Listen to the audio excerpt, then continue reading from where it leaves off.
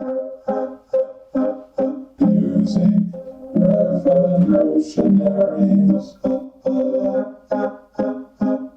Oh, Superman. Okay, everybody, listen up or listen down. I'm talking through a vocoder, a device that was invented around 1940 and is still with us today, though usually in software form now. The vocoder has been used by many different artists, from Black Sabbath and Neil Young to Daft Punk and Snoop Dogg. The appeal of it lies in its ability to process the human voice, which is the most expressive and powerful communication tool that humans possess. A person's origin, personal history, character, mood, thoughts and feelings are all encoded in our speaking voice. Scientists have shown that the human brain has a remarkable memory for voices. Think of all the voices that you can recognize. Voices of your family, your friends, people on radio, TV, movies, voices of singers. The list is very long. Most people can remember and recognize the voices of dozens of different people, perhaps 100 or more. And we can recognize them even in situations like on the phone, where the audio quality isn't very good, but we can still recognize the voice. This is because we are programmed to assign a very high priority to the human voice. And this is intimately connected with the origins of us as humans and the development of human society. In view of the importance of the human voice in defining what it is to be human, it's not surprising that the idea of altering the voice or even recreating it through technology has exerted a powerful fascination. In the late 1930s, an engineer called Homer Dudley, working at the famous Bell Telephone Laboratories, invented a device which he called the vocoder, which is short for voice-operated recorder, and another related device called the voder, or voice operating demonstrator. The vocoder could analyze and resynthesize speech, while the voder could synthesize it from scratch, so to speak. As we've noticed before, the impetus for technological development, sadly, often comes from war. And so it was with the vocoder, which initially found uses during World War II as a method of encrypting telephone communications. Homer Dudley worked with the British mathematician and computer pioneer Alan Turing on a project called SIG-SALLY, which was for encrypting the highest level secret communications amongst Allied commanders and leaders using the vocoder. It was only after the war had finished that the possibility of it having musical applications was recognized.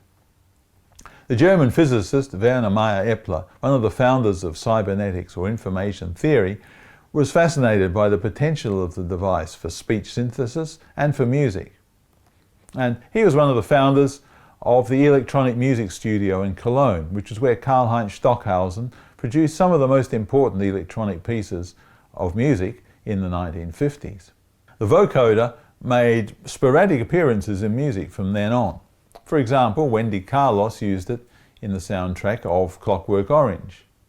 The German group Kraftwerk used it on The Robots and also many other tracks.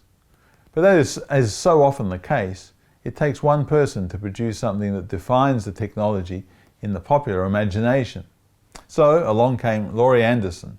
In 1982, New York-based artist, she had a degree in sculpture actually, Laurie Anderson, released a single, Oh Superman.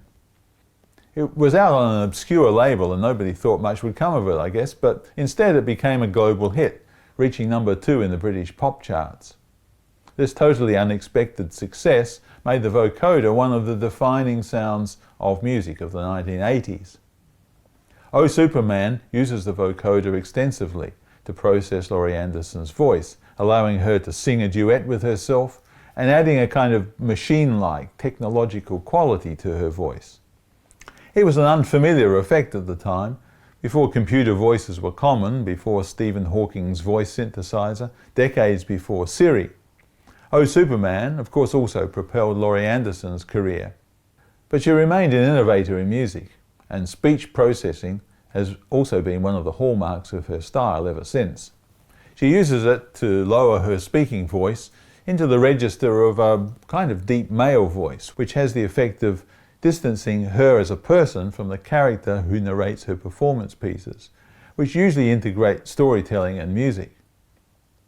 Laurie also invented an intriguing new sort of violin in which the hair of the bow has been replaced by magnetic tape, and a tape playhead has taken the place of the strings on the violin. Sampled speech on the tape can be scrubbed backwards and forwards across the playhead. It's similar, I guess, to scratching vinyl, but it's using tape. Later she actually adapted this into a digital device. As a musical revolutionary, Laurie redefined performance with new technology, and of course she introduced the vocoder to millions of listeners. So what exactly is a vocoder? Remember that in the previous video I talked about the source filter model of a musical instrument. The source is where the sound originates, and the filter is the way in which the instrument resonates to change and amplify the sound. In the case of the human voice, the source is mainly the vocal cords in your throat, and the filter is the way in which you place your tongue, change the shape of your lips, use your nasal cavity, and so on to filter the sound. When we're speaking, we're constantly changing all of those things in order to make different sounds. It's actually an incredibly complex thing, but we mostly do it without thinking about it. A vocoder applies this principle by taking an incoming signal and applying a vocal signal to it in order to filter it. The incoming signal could be from any source, but typically it's from a synthesizer. The synthesizer has the role of your vocal cords. It provides the sound source. When you speak into the microphone, the vocoder analyzes your speech and applies this as a filter to the signal from the synth. The vocoder can continuously modulate the incoming signal as you speak. So the vocoder acts like your vocal tract, shaping the sound coming from the source. It's not necessary to sing into it because the pitch is supplied by the synthesizer. I can change the pitch by using the keyboard. Using a vocoder, anyone can sing, even me, and that's saying something. If I play 2 or more notes into the keyboard at the same time, I can sing a duet or a chorus with myself. Depending on what kind of sound is coming in from the synth, I can sound completely different. The sound source can be as simple as a sawtooth wave or white noise. Vocoders are great fun to play around with, and vocoder software makes it easy for anyone to do. But there is a serious side to it, as speech synthesis has many important applications, including allowing people with disabilities to speak.